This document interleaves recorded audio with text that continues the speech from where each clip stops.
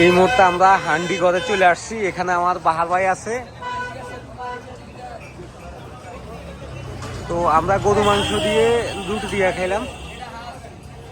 গরুর মাংস, হাঁস, মুরগি,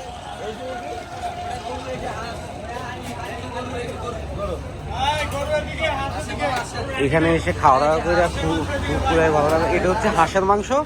হাঁস তারপরে যে গরুর লাল বোনা এটা হাঁস।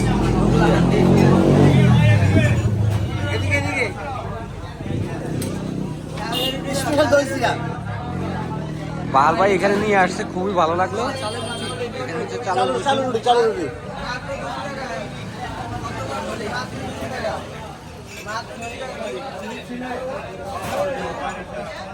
না ভালোই ছিল মোটামুটি।